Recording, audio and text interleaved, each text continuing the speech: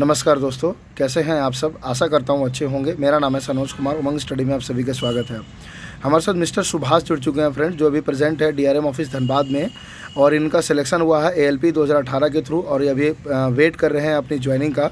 तो सबसे पहले मैं मिस्टर सुभाष का बहुत बहुत धन्यवाद देना चाहूँगा, जिन्होंने अपना कीमती समय निकालकर हमारे साथ इंटरव्यू के लिए तैयार हुए हैं, ताकि अपने डिटेल्ड एक्सपीरियंस आपके साथ शेयर कर सके और इनके एक्सपीरियंस से आपको कुछ जानकारी मिल सके। तो सुभाष जी, आपका बहुत बहुत स्वागत है हमारे यूट्यूब चैनल उमंग स्टडी पर। सबसे पहले आपसे रिक्वेस्ट होगा कि आप अपना थोड़ा सा परिचय दीजिए। मेरा नाम सुभाष कुमार हुआ और नालंदा बिहार से हूँ। आप मुझे ये बताइए, यदि आपको याद होगा तो ज़रूर बताइएगा, CBT 1 में आपके रॉ मार्क्स कितने थे? CBT 1 में 44 के आसपास था। And normalised marks? एक्यूरेट नहीं बता सकते हैं, जहाँ कोई बात नहीं याद आ रहा है, है। हाँ, जो रफली एस्टिमेट याद है। 44 के आसपास था। Normalised marks? वो ये नहीं है। कोई बात नहीं है। CBT 2 का पेपर 1 में आपका रॉ मार्क्स कितना था? वो 57 के आसपास था। And normalised marks? एक 59 पॉइंट समथिंग था। अच्छा। एंड CBT 2 का पेपर 2 में आपका रॉ मार्क्स कितना था? 44 ऐसे था, और नॉर्मलाइज करके वो 54 था। 54 था। साइको? साइको में 19 पॉइंट समथिंग। अच्छा। Category? SC। Post preference? ALP। अच्छा। और डिप्लोमा वाले हैं, इसलिए टेक्नीशियन तो मिल नहीं सकता है। अच्छा। आपके एजुकेशनल बैकग्राउंड की बात करें तो आपका एजुकेशनल बैकग्राउंड कैसा रहा? मैट्रिक कब किए, कहाँ से किए? इंटरमीडिएट कब किए, कहाँ से किए? मैट्रिक 2005 में किया है बिहार बोर्ड से। 7 में इंटर किया है, और 10 में डिप्लोमा किया है।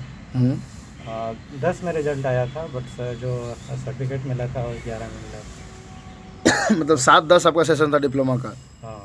ब्रांच? इलेक्ट्रिकल। अच्छा। तो आपकी तैयारी की बात करें तो आप ALP का डेडिकेटेड होकर के तैयारी कर रहे थे, या फिर जनरल कंपटीशन की तैयारी कर रहे थे, उसमें इसको भी निपटा दिए? नहीं, टोटली मेरा फोकस जो था वो जेई पे था। अच्छा, RRB JEE? हाँ, अच्छा। जैसे पावर ग्रिड हो गया, IOCL हो गया, ये सब चल रहा था। अच्छा। उसी में ये आ गया था, इसके लिए कुछ स्पेशल तैयारी नहीं की। मतलब आपका फोकस टेक्निकल के ऊपर था? बिल्कुल। अच्छा। तो आप मुझे ये बताइए कि इसके अलावा और कौन कौन से एग्ज़ाम को क्रैक किया आपने? अभी तो ये फाइनल है। हम्म। और बिहार दरोगा में हुआ था, PT हुआ था, बट मेंस नहीं हो पाया। अच्छा। और अभी BPSC का मेंस देना है। 29 जुलाई से उसका एग्ज़ाम है मेंस का। अच्छा। हाँ, तो आपकी तैयारी की बात करें तो आपकी तैयारी कैसे होती थी? Online study, offline study, self study, या ऑनलाइन प्लस ऑफलाइन? जो ये है यूट्यूब से मेरा ये सब हुआ है। स्पेशली इस ALP का बात किया जाए तो। अच्छा।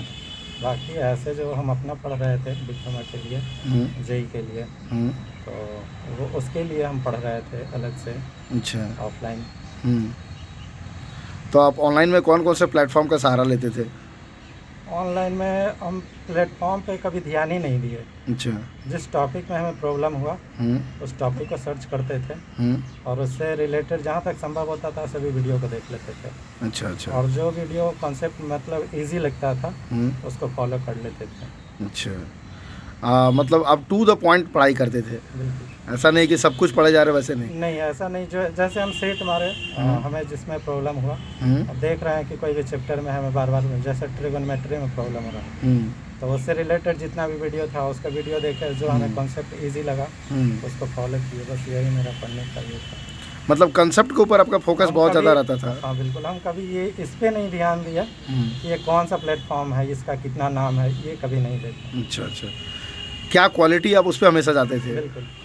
हमें क्या समझ में आ रहा है, क्या हमें चाहिए, हमें क्या ज़रूरत है, बस उसको हम देखते थे। जी, आपने बहुत अच्छा कहा है कि कौन सा प्लेटफॉर्म कितना बड़ा है या छोटा, उससे मतलब नहीं है, कौन हमको चीज़ें अच्छे तरीके से समझा पा रहा है, ये मैटर है। किससे हमको चीज़ें समझ में आ रही है, ये मेरे लिए मैटर करता है। हमें क्या चाहिए, हमें क्या चाहिए, जो हमें दे रहा है वो मेरे लिए बेस्ट है।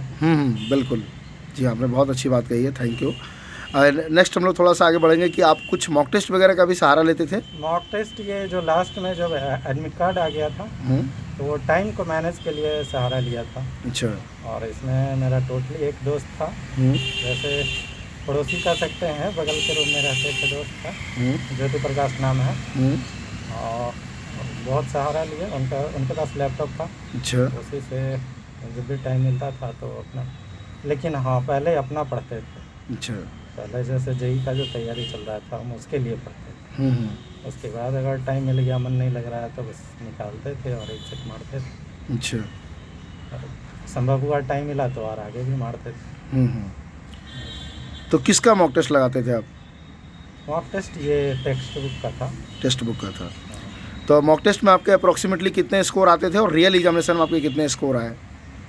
मॉक टेस्ट का कभी एनालिसिस नहीं किया, मतलब ठीक से मेरे माइंड में नहीं है कि कितना मार्क्स आता था, बट इतना अभी तक ये मुझे लगा है कि जो भी आपके मॉक टेस्ट में आ रहे हैं वही एवरेज में आपके रियल में आएंगे। अच्छा।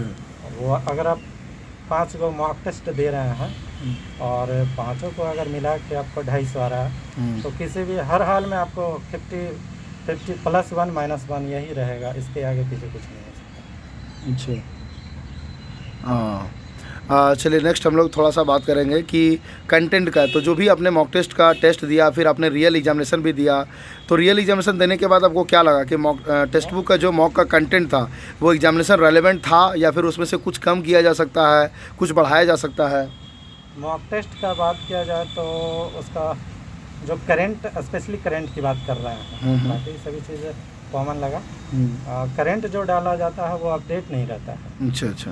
तो रेलवे ऐसा एग्ज़ाम है कि जैसे कल घटना घटा तो मैं भी आज पूछ सकता है वो। अच्छा अच्छा। ऐसा होता है, ऐसा देखा गया।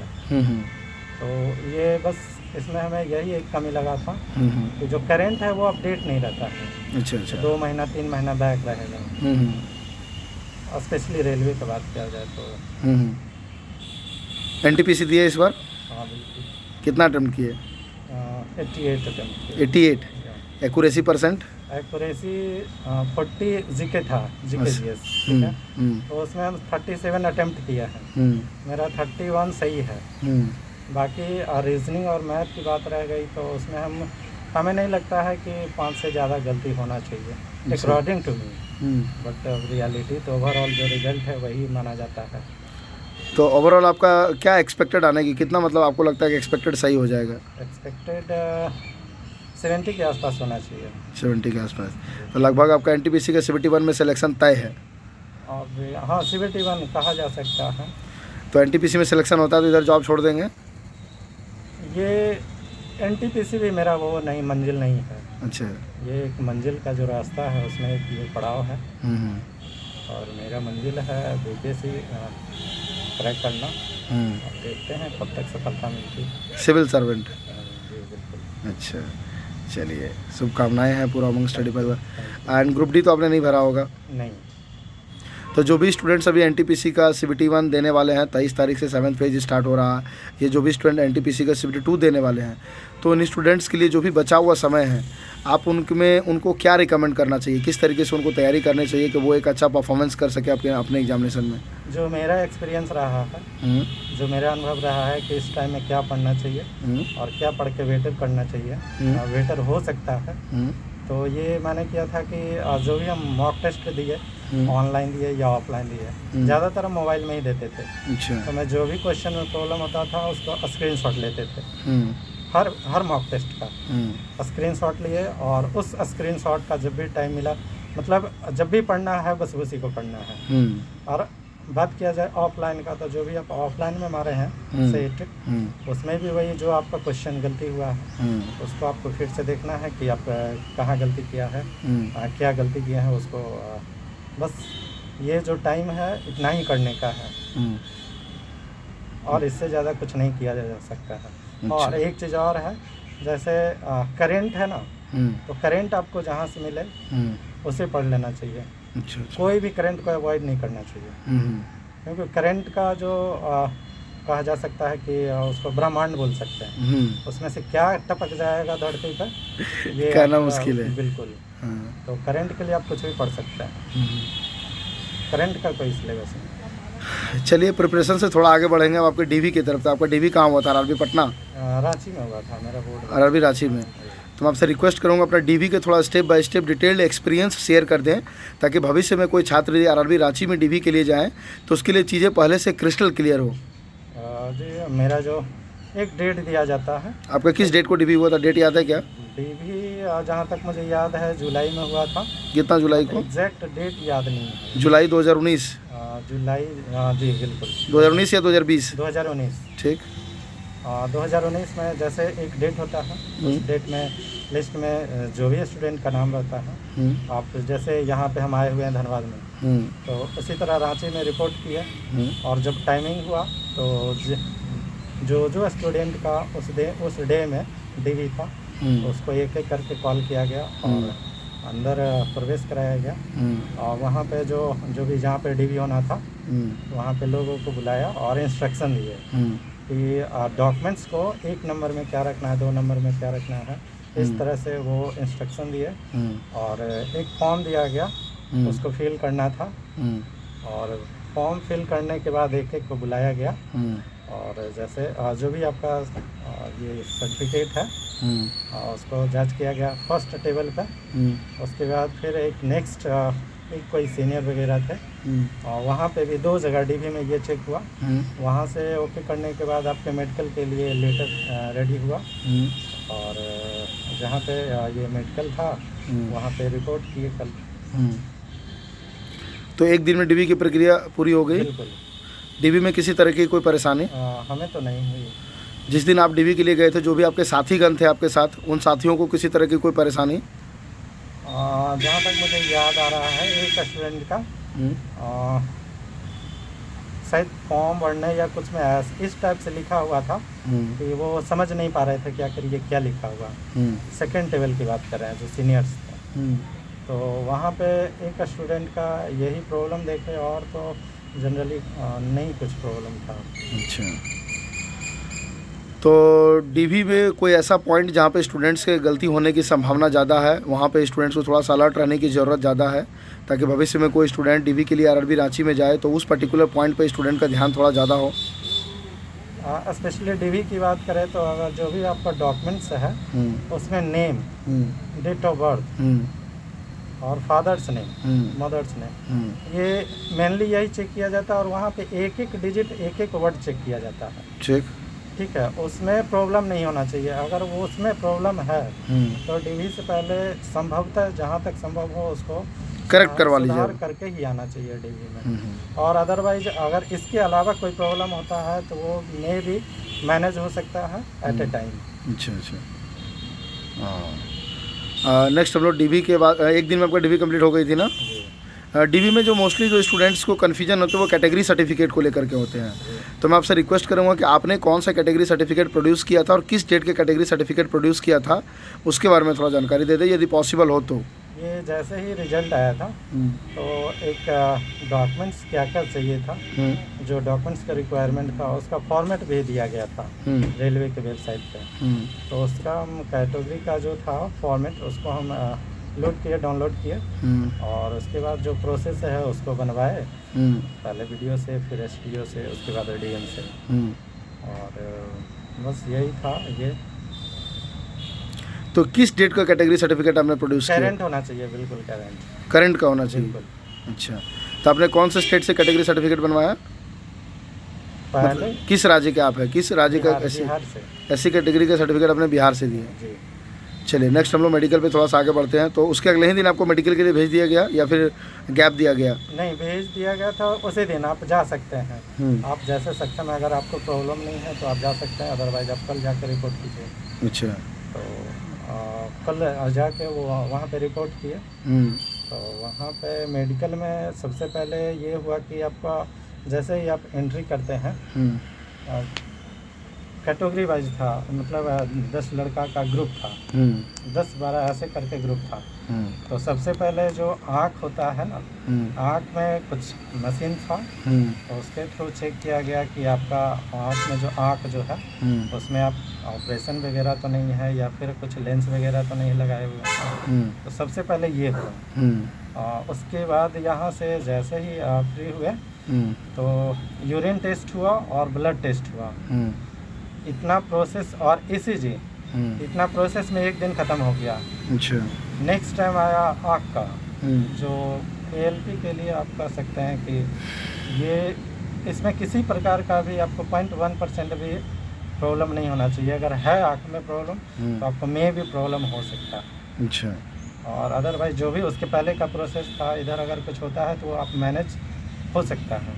बट आँख में किसी टाइप का किसी भी तरह का कोई प्रॉब्लम नहीं होना चाहिए। अच्छा। तो नेक्स्ट डे वही 1 बाय 1 करके आँख को चेक किया गया। उसमें बहुत सारे प्रोसेस थे। उसका तो जैसे वो पेड़ देख रहे हैं अप्रॉक्सीमेटली 10 मीटर होना चाहिए जहाँ तक मुझे लगता है। वहाँ पे एक छोटा सा सी टाइप का था, सी लिखा हुआ था। ओके। सी लिखा हुआ था और उसको एक थे वहाँ पे इंस्ट्रक्टर जो थे, उसको कभी दाएं घुमा दे रहे थे, कभी बाएं घुमा दे रहे थे और कभी अप डाउन कर दे रहे थे। आपको ये बताना रहता है कि वो जो कट है सी का जो खुला हुआ है वो किधर है, किस साइड है। मेनली यही था। और एक था कलर वही दिखाया गया, ग्रीन, ऑरेंज और रेड। ये कलर था, बस इतना ही था। अच्छा। और एक वो जो है विजन कलर ब्लाइंडनेस वाला होता है, डिजिट जो होता है वो पढ़ाया गया। ये बस इतना ही था नेक्स्ट डे। अच्छा। हाँ, वहाँ पे एक चीज़ ये था कि चेक करने के बाद ये बता रहे थे कि जिसको अगर कोई प्रॉब्लम नहीं है तो वो वहाँ पे जो डॉक्टर साहब थे वो बता दे रहे थे कि रुकना नहीं है, बिल्कुल नहीं रुकना है, अपने घर चले जाओ। और जिसको भी थोड़ा सा भी प्रॉब्लम होता था उसको क्लियर बोलते थे कि तुम रुकोगे अभी। अच्छा। तो जहाँ तक हम देखे, मेरा जब हो गया क्लियर, बोले कि नहीं रुकना है और हमें तो जल्दबाजी था ही, 3 दिन से रुके हुए थे। तो फिर उसी दिन हम निकल गए अपने घर। अच्छा। तो मेडिकल आपका 1 दिन में हो गया था? नहीं, 2 दिन मेडिकल, 2 दिन हो गया, 2 दिन लग गया। 2 दिन लगा था। मेडिकल में आपको किसी तरह कोई परेशानी? हमें तो नहीं। आपके साथीगण जो आपके साथ थे उनको किसी तरह कोई परेशानी? हाँ, कुछ को बताया ना, कुछ को जिससे भी प्रॉब्लम जो बताया उसके अलावा और कोई परेशानी? नहीं, और जो हम देखे वो बता रहे हैं, इसके अलावा हम नहीं कुछ देखे। तो जो भी आपका मेडिकल कहाँ हुआ था? धन्यवाद। अच्छा, ये धनबाद में। तो जो भी स्टूडेंट ये रेलवे हॉस्पिटल धनबाद में कभी भविष्य में आते हैं मेडिकल के लिए, चाहे वो ग्रुप डी 2019 के हों, चाहे वो एनटीपीसी के कैंडिडेट हो, तो उनको आप क्या मैसेज देंगे? कोई ऐसा पर्टिकुलर पॉइंट है जहाँ पे स्टूडेंट से गलतियाँ हो सकती है, मिस्टेक हो सकती है, उस पर्टिकुलर पॉइंट पे स्टूडेंट्स को ज़्यादा ध्यान रखने की ज़रूरत है? मेडिकल में कोई गलतियाँ ऐसा कुछ नहीं है। जो मेडिकल का प्रोसेस है उसमें जनरली नहीं होना चाहिए, क्योंकि उसमें इंटरनल है। आपका बॉडी में अगर प्रॉब्लम नहीं है तो कोई प्रॉब्लम नहीं होना चाहिए। अच्छा। बस ये मेडिकल का ये है। डीवी, जहाँ तक डीवी की बात है तो उसमें में भी स्टूडेंट गलती करते हैं या उसको जानकारी के अभाव में बोलिए कि लैक ऑफ नॉलेज, तो उसके कमी के कारण उसको प्रॉब्लम हो जाता है। जैसे अभी मुझे कन्फ्यूजन हो रहा है कि उसमें लिखा हुआ है सभी शैक्षणिक जो प्रमाण पत्र है उसका जीरोक्स चाहिए, लेकिन उसमें ये नहीं लिखा हुआ है कि कैरेक्टर जो है, बॉन्ड है, ये सबका भी जीरोक्स लगेगा या नहीं लगेगा, ऐसा कुछ नहीं मेंशन है। अच्छा। तो हमें यही एक कन्फ्यूजन है। और दूसरी बात ये है कि हमें सबसे पहले सोनपुर डिवीज़न अलॉट किया गया था, तो हम नहीं गए। तो वहाँ का जो ज्वाइनिंग लेटर था वो यहाँ पे आ गया, वहाँ से डाइवर्ट होके, और वही लेटर मुझे भेजा गया। उस लेटर में जो इंस्ट्रक्शन था वो 9 गो इंस्ट्रक्शन है, और 9 जो इंस्ट्रक्शन है उसको हम फॉलो किए हैं बहुत अच्छे से।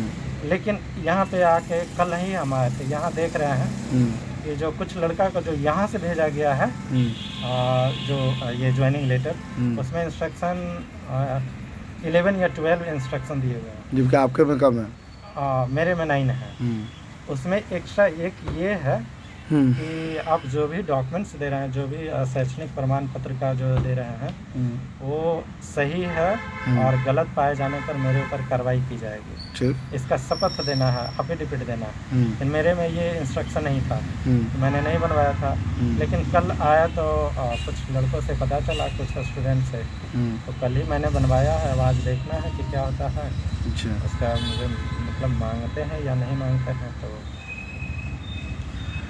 मेडिकल के कितने दिनों के बाद आपका फिर वो फाइनल सिलेक्शन हो गया पैनल में? पैनल में जुलाई में मेरा ये हुआ था, मेडिकल हुआ था। मेडिकल हुआ जुलाई 2019 में जी। और मार्च 2020 में पैनल में नाम आया था। कौन सा panel? First, second, third? Panel शायद थर्ड पैनल था। और उसके बाद मार्च 2020 के बाद अभी आप लोगों का जुलाई 2021 में ज्वाइनिंग हो रही है। अच्छा। और टोटली जो कारण है आप समझ रहे हैं, सभी लोग जान रहे हैं, कोविड। एक ही प्रॉब्लम है, कोविड। तो आप मुझे ये बताइए, आज आप रिमाइंडर वाले कैंडिडेट हैं, जी। रिमाइंडर 1 या रिमाइंडर 2? रिमाइंडर 2, यानी कि इससे पहले आपको ज्वाइनिंग लेटर भेजा गया, फिर आपको रिमाइंडर 1 ज्वाइनिंग लेटर भेजा गया, फिर आप रिमाइंडर 2 में प्रेजेंट हुए? एक भी लेटर मुझे नहीं मिला। एक भी लेटर आपको नहीं मिला? नहीं, मेरे लेटर में जो है ना, विलेज का नाम ही नहीं था। अच्छा। तो फिर ये जो कोविड की वजह से ये डिवी रुक गया अप्रैल में होने वाला था, ये जो अभी डिवी हो रहा था, तो ये डिवी रुक गया। तो मेरे मेल पे एक मैसेज आया कि 16-17 ऐसे कुछ था, 16-17-18-19 को जो डिवी होने वाला था, उसको कोविड के बढ़ते प्रकोप के चलते डिवी रोक दिया गया है। नेक्स्ट में आपको वेबसाइट के माध्यम से, ईमेल के माध्यम से सूचित किया जाएगा। तो ये हम देखे, मेरे पास लेटर ही नहीं है, ये डिवी हो रहा। तो फिर वहाँ से मेरा काम खड़ी हो गया, ये क्या हो रहा है, मतलब मेरे पास लेटर भी नहीं पहुँचा और डिवी भी हो रहा है। वहाँ पे जो मेरे मेल पे मैसेज आया था, उसमें अप्रॉक्सीमेटली 25-26 के ईमेल स्टूडेंट्स के मेल, ठीक है। तो मैंने 25 जितने भी स्टूडेंट थे सभी को मेल किया मैंने, अपना जो प्रॉब्लम था बताया। तो उसी तरह रिप्लाई आया कुछ स्टूडेंट का, और उनका रिप्लाई आया तो वहाँ से 1-2 स्टूडेंट ऐसे थे जो हमें इंस्ट्रक्ट किए कि आप जाइए धनबाद डिवीज़न, वहाँ जाके मिलिए। तो यहाँ आया धनबाद डिवीज़न में, यहाँ आके मिला तो बताया अपना प्रॉब्लम। तो बोले कि यार ठीक है, वही पैनल जो नाम था उसको दिखाया। तो उसी समय जिस दिन आए उसी समय वो बोले कि हम डिस्पैच कर दे रहे हैं और तुमको ये दे रहे हैं स्पीड पोस्ट का जो एक नंबर होता है, उससे आप ट्रैक कर सकते हैं कि आपका लेटर कहाँ पहुँचा। तो उसी के तरफ फिर लेटर मिला। उस दिन से मेरा ये डॉक्यूमेंट्स जो बनाने का प्रोसेस है वो स्टार्ट हुआ, और फिर आज यहाँ है।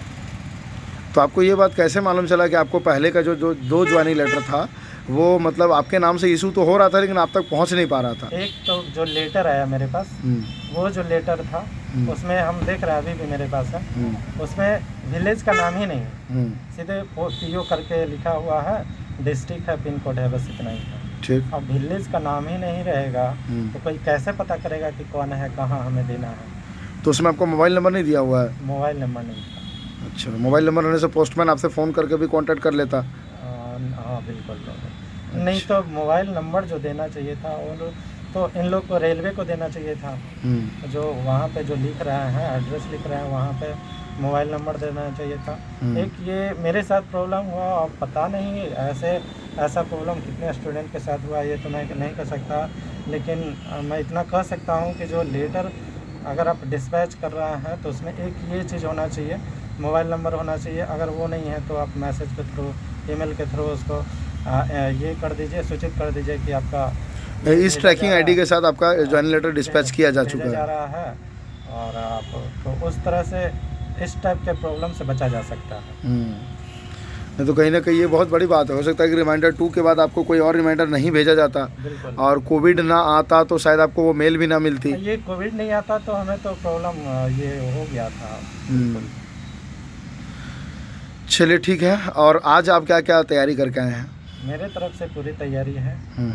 बाकी अब जो तो DV में जो डॉक्यूमेंट दिए थे उसके अलावा एक्स्ट्रा आज क्या क्या डॉक्यूमेंट लेके आए? एक्स्ट्रा एक बॉन्ड बनाना पड़ता है। हाँ, उस बॉन्ड का थोड़ा विस्तार से जानकारी दे दीजिए ताकि भविष्य में कोई स्टूडेंट जो है धनबाद डिवीज़न में ज्वाइनिंग के लिए आए तो वो बॉन्ड प्रॉपर बना के आए और उस बॉन्ड में किसी तरह की वो गलती ना करे। क्योंकि अभी कुछ दिन पहले मैं देख रहा हूँ कि एक स्टूडेंट ने बॉन्ड में गलती क्या किया था कि जो रेलवे के द्वारा फॉर्मेट भेजा गया था वो मतलब बॉन्ड पेपर पर ना बना करके उसने उसी में टाइपिंग करवा दिया था। पहली गलती ये हुई। दूसरी गलती एक स्टूडेंट ने क्या की थी, जहाँ पे श्योरिटी का नाम होना चाहिए और श्योरिटी के पिताजी का नाम होना चाहिए, तो वहाँ पे उसने श्योरिटी के नाम की जगह अपना नाम भर दिया, श्योरिटी के पिताजी के जगह अपना पिताजी का नाम भर दिया। तो ये 2 गलती है फ्रेंड्स। मैं आप लोग को बता देना चाहता हूँ कि भविष्य में कभी भी आप धनबाद डिवीज़न में ज्वाइनिंग के लिए आते हैं तो बॉन्ड में ये 2 गलती ना करेंगे। बाद बाकी अभी आपको बताएंगे कि इन्होंने बॉन्ड को किस तरीके से बनवाया और किन बातों का आपको ध्यान रखना चाहिए। जो ज्वाइनिंग लेटर आया था उसमें एक डीड ऑफ इंडेमनिटी बॉन्ड करके एक आपको दिया गया था डॉक्यूमेंट्स से, तो उसको पहले आपको टाइप करवाना है।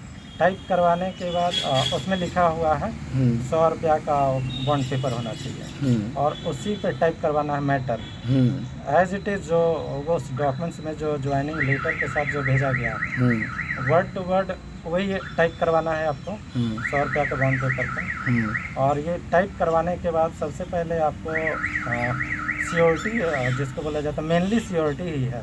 तो सियोरिटी में ये होना चाहिए, ये डिवीज़न अलग अलग डिवीज़न का अलग अलग रूल हो सकता है, बट जो धनबाद डिवीज़न का जो रूल है वहाँ पे ये है कि अगर आपका ग्रेड पे एलपी का 1900 है तो उसके 1900 के ग्रेड पे जो भी ज़्यादा है कार्यरत है कहीं रेलवे में या सेंट्रल गवर्नमेंट में या स्टेट गवर्नमेंट में, उनको आप सियोरिटी बनाइए। और सियोरिटी और जो सियोरिटी साइन कर रहे हैं उनका 2 साइन होता है, उनको जानने वाले का 2 साइन होगा फुल एड्रेस के साथ। ये नहीं कि सिर्फ आप साइन करवा लिए, ये भी मान्य होता है। अगर आप एड्रेस नहीं लिखवाते हैं तो में भी प्रॉब्लम हो सकता है। और जो आप साइन कर रहे हैं एक लिखा हुआ रहता है उसमें, एक सियोरिटी का साइन और एक जो कैंडिडेट का साइन होता है। सियोरिटी का साइन होता है, सियोरिटी का जो जानने वाले हैं उनको साइन होता है, और जो कैंडिडेट साइन कर रहा है वो किसके मतलब सामने में साइन कर रहा है उनका साइन होना चाहिए। तो वो जो है आप गार्जियन का किसी का भी 2 नाम उनसे साइन करवा सकते हैं, वो आपके कोई भी हो सकते हैं। एक सियोरिटी और जो सियोरिटी के जानने वाले हैं 2। कल मैंने देखा एक स्टूडेंट के साथ यही था कि वो कुछ भी नहीं था, सिर्फ टाइपिंग करवा के वो आ गया था। अच्छा। बिल्कुल सियोरिटी का साइन नहीं था, यहाँ तक कि खुद का साइन नहीं था, कैंडिडेट का भी साइन नहीं था, और सियोरिटी का साइन नहीं था, सियोरिटी के जानने वाले का साइन नहीं था, उनके गार्जियन का साइन नहीं था, या जो भी जिनके सामने भी कुछ भी नहीं था। और मतलब किस्मत देखिए या उसको कुछ भी कर सकते हैं। 1 घंटा पहले डीवी के 1 घंटा पहले 10 बजे हम ऑडिटोरियम में पहुंच गए थे। तो वहाँ पे देखे कि पहले हम बात किए कि आपका ज्वाइनिंग है, इस टाइप से बात चलने लगा। तो बोले हाँ, और हम वहाँ पे देख रहे थे इसी टाइप का प्रॉब्लम कि कोई प्रॉब्लम एक्स्ट्रा प्रॉब्लम तो नहीं हो रहा है जो हम तैयारी करके आए हैं। तो हमें एक प्रॉब्लम यही पता चला जो हम बताए थे अभी इंस्ट्रक्शन में कि जो ऐड किया गया था, अब जो डॉक्यूमेंट्स दे रहे हैं उसका एफिडेविट होना चाहिए कि सही है एवं सत्य है, गलत पाए जाने पर। उसी लड़का से हम बात किए थे और हम वहाँ पे थे, अंदर डीवी चल रहा था। तो देखे वो लड़का निकला, हम बोले वाह इसका बहुत जल्दी हो गया। तो फिर जाके बात की कि क्या हुआ, कहाँ हो गया। तो बोला कि नहीं देखिए ऐसा ऐसा प्रॉब्लम है, हम कोर्ट जा रहे हैं। किस बात का, देखिए क्या प्रॉब्लम है। वही वो बॉन्ड दिखवाए तो हमें सर पे मारे अपना हाथ और बोले किस्मत था कि हम आपको मिल गए। अब कोर्ट जाते, कोर्ट का काम ही नहीं, कोर्ट जाते लौट के फिर आते, पैसा भी खर्च होता फालतू का, बिल्कुल परेशानी होता। मैं भी आपको आज हो सकता है मेरे साथ हो सकते थे। तो उनको बताए कि ये सियोरिटी का साइन चाहिए यहाँ पे, अगर यहाँ कोई जानने वाले हैं और जो जॉब में है सेंट्रल हो या गवर्नमेंट हो 1900 ग्रेड पे से ज़्यादा होना चाहिए। तो वो बताए कि यहीं है DRM ऑफिस में, संयोग कहिए या जो कहिए यहीं है, उनका कोई परिचित है। तो उनसे वो साइन करवाए और फिर वो जो उनको जो जानने वाला है वो साइन करवाए। फिर तुरंत उनका सब कुछ हो गया, मतलब शाम तक सब क्लियर, लेटर मिल गया। आज वो घर भी चले गए। अच्छा। नहीं तो वो आज रुकते मेरे साथ, बिल्कुल रुकते। चलिए बहुत अच्छा लगा, आपने आगे बढ़ के स्टूडेंट का हेल्प किया, ये बहुत बड़ी बात होती है। बहुत लोग सोचते हैं लेकिन कर नहीं पाते हैं। और ऐसा नहीं है, जहाँ तक संभव होता है तो हर स्टूडेंट एक दूसरे का मदद करते हैं। हाँ, आपने ये कहा कि 100% सही कुछ नहीं होता है। कुछ स्टूडेंट है ऐसे जो हम फर्स्ट डे आए थे तो मतलब बात करने के लिए तैयार नहीं थे। बिल्कुल। उनका एक्चुअली जो प्रोसेस था लगभग पूरा हो चुका था। तो इस तरह से रिएक्ट कर रहे थे जैसे लग रहा है कि वो अपने मतलब इतने बड़े पद पे पहुंच गए हैं कि बस इसके बाद उनको कोई इंसान से काम ही नहीं, कहीं नहीं। तो ये नहीं होना चाहिए। मुझे नहीं लगता है कि पढ़े लिखे का ये पहचान है, व्यवहार होना चाहिए, बिल्कुल नहीं होना चाहिए। आज ही आप इसी वीडियो में हमारे साथ बैठ के बातचीत कर रहे हैं, तो कहीं ना कहीं आपका मकसद सिर्फ और सिर्फ इतना ही है कि मैं जो एक्सपीरियंस बता रहा हूँ, तो जो फ्रेशर स्टूडेंट्स हैं, नहीं बिल्कुल, मैंने जितना प्रॉब्लम फेस किया है मतलब लेटर मिलने से लेके अब तक का, वो मैं नहीं चाहता हूँ कि किसी और के साथ हो प्रॉब्लम हो। बिल्कुल, क्योंकि अभी आपके बहुत सारे ऐसे जूनियर्स हैं, चाहे NTPC की बात करें, ग्रुप D की बात करें, वो आने वाले हैं धनबाद डिवीज़न में ज्वाइनिंग के लिए। चलिए, एंड और कुछ कहना चाहेंगे, और कोई फाइनल मैसेज? फाइनल मैसेज बस यही कहना चाहते हैं कि आप स्टूडेंट का जो तैयारी होता है वो कभी 100% नहीं होता। अच्छा। ठीक है, पहला चीज़। दूसरी चीज़ ये कि कोई पूछते हैं कि हमें कितना मार्क्स लाना पड़ेगा, क्योंकि कभी कभी आपका भी इंटरव्यू हम देखे थे, तो इससे एक दो चीज़ मेरा क्लियर जो हुआ वो बॉन्ड से रिलेटेड। तो इसमें भी मेरा जो उमंग स्टडी है उसमें सहयोग किया। दूसरी चीज़ ये कि जो स्टूडेंट, स्पेशली जो स्टूडेंट पूछते हैं कि कितना नंबर ले आएंगे तो हो जाएगा, तो ये जो स्टूडेंट है ऐसा कभी नहीं सोचे कि हमें कितना लाना है, तो उनका अपना बेस्ट देना है और ये कोशिश करना है कि 100 में 100 बनाने का प्रयास करना। हालांकि 100 में 100 कभी किसी चीज़ कोई स्टूडेंट किया नहीं है और इस टाइप का सिलेबस है, कभी हो भी नहीं सकता। तो कोशिश यही रहना चाहिए जो मैक्सिमम हो उसको अटेम्प्ट किया जाए, अटेम्प्ट करने का प्रयास किया जाए, और अटेम्प्ट करने के लिए जो भी मेहनत है, जैसे भी मेहनत है, जितना भी हो सके संभव उतना करना चाहिए। बिल्कुल। एंड अटेस्टेशन फॉर्म को लेकर के किसी तरह कोई प्रॉब्लम? मेरे साथ एक प्रॉब्लम हो गया था अटेस्टेशन फॉर्म के साथ। उसमें क्या प्रॉब्लम हुई थी? उसमें प्रॉब्लम ये हो गया था कि जो रेलवे का जो फॉर्मेट दिया गया था उसमें ग्रेजुएशन भी किए हुए हैं, तो वो जैसे उसमें लिखा हुआ था इंस्ट्रक्शन कि आप लास्ट पढ़ाई जहाँ से किए हैं वहाँ से आपको साइन करवाना चाहिए। एक 7 ऑप्शन है, उसमें आप एक किसी से करवा सकते हैं, तो उसमें भी करवा लिए, वहीं जहाँ ग्रेजुएशन किए थे वहाँ से साइन करवा लिए। और वहाँ पे पता चला फिर जो उमंग स्टडी यहाँ पे भी मेरा मतलब मदद किया। यहाँ पे ये मदद किया कि वहाँ पे ये करना था कि आप जो जिस क्वालिफिकेशन पे आपको जॉब हो रहा है उस इंस्टीट्यूशन या कॉलेज से आपको करवाना था। ना कि आपने एमटेक कर लिया है, एमफिल कर लिया तो वहाँ से, ऐसा नहीं है। आपका अगर आईटीआई पे हो रहा है तो आईटीआई के कॉलेज से साइन होना चाहिए। डिप्लोमा किए हुए हैं तो डिप्लोमा के जो भी कॉलेज है वहाँ से होना चाहिए, या फिर बीटेक किए हैं तो वहाँ के जो कॉलेज है वहाँ से होना चाहिए। और मैंने जो ये मेरा कन्फ्यूज़न था जो उमंग स्टडी ने दूर कर दिया।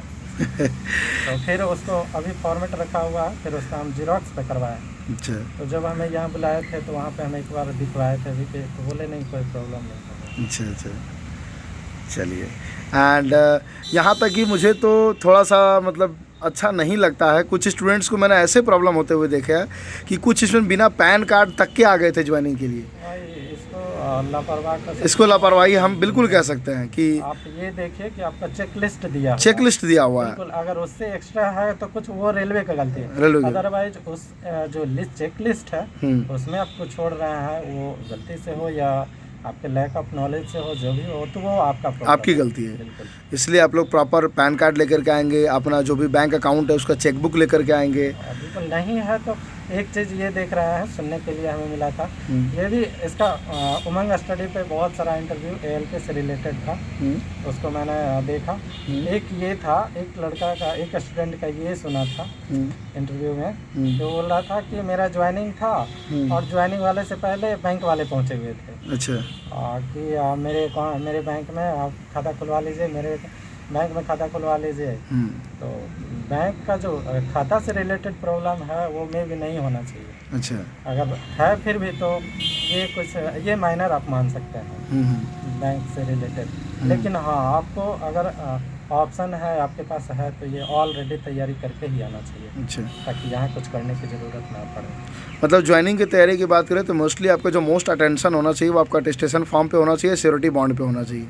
बॉन्ड, मोस्टली बॉन्ड और कैरेक्टर मोस्ट इम्पॉर्टेंट है, ये दो चीज़। बॉन्ड, कैरेक्टर जो आप जिस इंस्टीट्यूशन से बनवाते हैं। जी बिल्कुल, जहाँ से आपने जैसे बीटेक पे आप ये फॉर्म अप्लाई किया था। हाँ, जिस डिग्री से आपका सिलेक्शन हुआ है उस डिग्री के कॉलेज से आपको कैरेक्टर बनवाना है। कुछ स्टूडेंट का ये कंफ्यूजन हो रहा है कि वो एमटेक भी किए हुए हैं, वहाँ लिखा हुआ है जहाँ से आपने लास्ट पढ़ाई की है वहाँ से साइन करवाना, तो ये कंफ्यूजन हो जा रहा है जो मेरे साथ हुआ। हाँ, बहुत बहुत धन्यवाद। आपने बहुत ही ज़्यादा समय दिया और बहुत विस्तार तरीके से बताया कि किस तरीके से जैसे कि स्टूडेंट्स को आगे बढ़ना चाहिए। एंड जो भी स्टूडेंट्स हैं उनकी जानकारी के लिए बता देना चाहता हूँ, आपने देखा कि इन्होंने टेक्स्ट बुक का टेस्ट को यूज़ किया और वो इनके लिए हेल्पफुल भी साबित हुआ। तो जो भी स्टूडेंट टेक्स्ट बुक का टेस्ट लेना चाहते हैं तो हमारा कूपन कोड है उमंग 10, UMANG10, ठीक है, उमंग 10। तो इस वीडियो के डिस्क्रिप्शन में लिंक दिया हुआ, उस लिंक पर क्लिक करके हमारा कूपन कोड अप्लाई करके आप आसानी से टेक्स्ट बुक पास को परचेज़ कर सकते हैं। आप चाहें तो 1 ईयर का टेक्स्ट बुक पास जिसका प्राइस है 299 रुपीज़, उसको भी परचेज़ कर सकते हैं। उसमें हमारा कूपन कोड लगाएंगे तो 300 में आपको 30 रुपये का डिस्काउंट मिलेगा, और यदि लाइफ टाइम टेक्स्ट बुक पास परचेज़ करेंगे तो 500 में आपको 50 रुपये का डिस्काउंट मिलेगा। और इस तरह का इन्फॉर्मेटिव कंटेंट देख सकते हैं। उमंग स्टडी के कंटेंट से इनको बहुत ज़्यादा हेल्प हुआ। इस तरह का कंटेंट आप रेगुलर बेसिस पे उमंग स्टडी से चाहते हैं तो उमंग स्टडी को सब्सक्राइब करके बेल आइकन को जरूर दबा दीजिएगा। मिलते हैं को नेक्स्ट सेशन में, तब तक के लिए जय हिंद, जय भारत।